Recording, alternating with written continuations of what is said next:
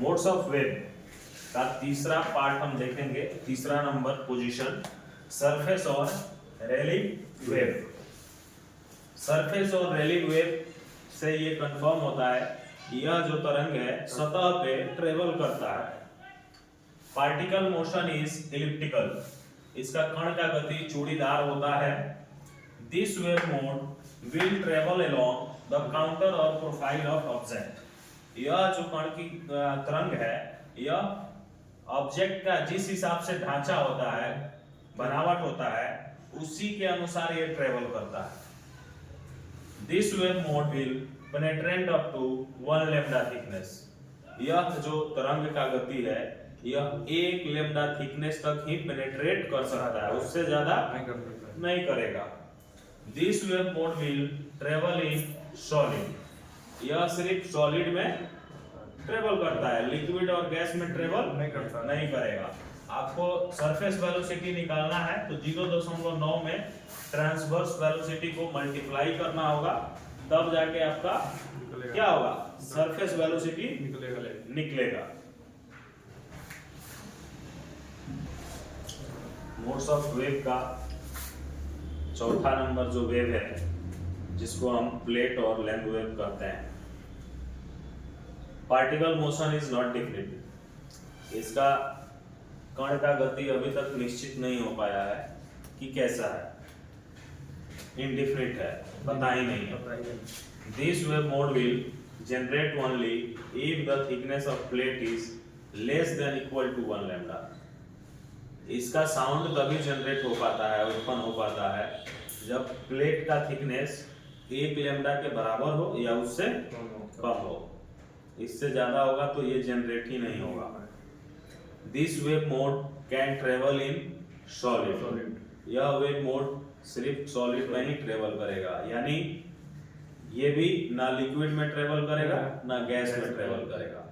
तो अभी तक 4 हम लोग देखे मोड्स ऑफ वेव, चारों में एक ही ऐसा मोड्स ऑफ वेव है जो लिक्विड, गैस, सॉलिड तीनों में ट्रेवल करता है, लॉन्जिट्यूडनल और कंप्रेसिव। बाकी जितने तीनों हैं सिर्फ ये सॉलिड में ट्रेवल करते हैं। Properties of sound. साउंड का गुणवत्ता, यानी साउंड का प्रॉपर्टीज क्या है। सबसे पहला है medium is required for sound to travel. कोई ना कोई माध्यम चाहिए, यानी पदार्थ चाहिए जिसमें साउंड क्या करे, ट्रेवल कर सके।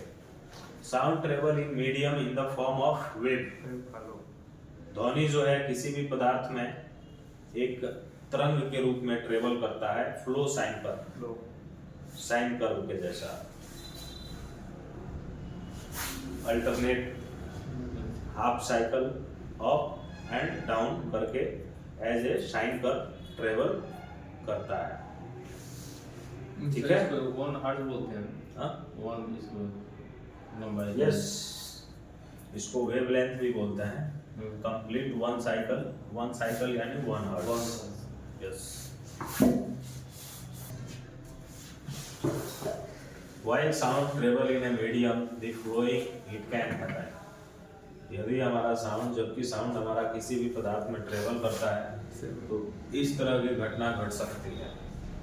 अगर सेम मीडियम हो, अगर एक समान का पदार्थ हो तो ट्रांसमिशन होगा और रिफ्लेक्शन होगा। तो क्या करेगा, जाएगा साउंड और रिफ्लेक्ट होगा। कैन रिफ्लेक्ट, रिफ्लेक्ट हो सकता है। ठीक है। डिफरेंट मीडियम होगा, कैन रिफ्रैक्ट, साउंड जाएगा सीधा लेकिन उसका दिशा बदलेगा। अगर सर्कुलर मीडियम होगा, कैन डाइवर्स, अलग अलग दिशा में साउंड बढ़ सकता है, ये ध्यान रखना है। अगर मटेरियल धंसा हुआ होगा तो कैन कन्वर्स, एक जगह साउंड जा सकता है। अगर मटेरियल का ढांचा एक समान नहीं होगा, स्ट्रक्चर एक बराबर नहीं होगा, कैन स्कैटर, साउंड जाएगा टकरा के दूसरे दिशा में चला जाएगा। ठीक है। यानी जिस पदार्थ का स्ट्रक्चर जो है कोर्स गेन होगा या एक समान नहीं होगा उसमें हमारा साउंड स्कैटर करता है। तो स्कैटर जब साउंड होगा तो क्या होगा, ऑब्जर्व हो जाएगा मटेरियल में, तो उससे हमको किसी तरह का कोई डिफेक्ट का पता नहीं चलेगा।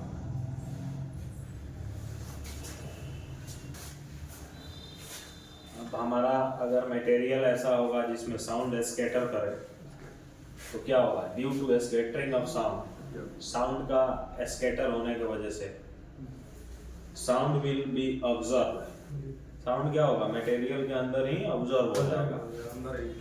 दिस इफेक्ट कॉल्ड एटेन्युएशन, इस प्रभाव को हम एटेन्युएशन कहते हैं। एटेन्युएशन यानी ध्वनि का प्रभाव का कम होना, एटेन्युएशन यानी कम होना।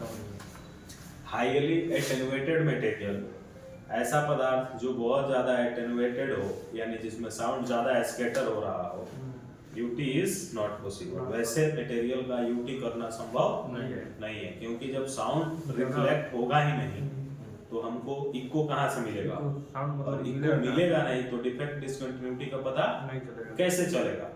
इसलिए जिसमें साउंड ज्यादा स्कैटर होता हो वैसे पदार्थ का हम यूटी नहीं करते हैं, क्योंकि उसमें साउंड ऑब्जर्व हो जाएगा तो आपको कोई रिजल्ट नहीं मिलेगा।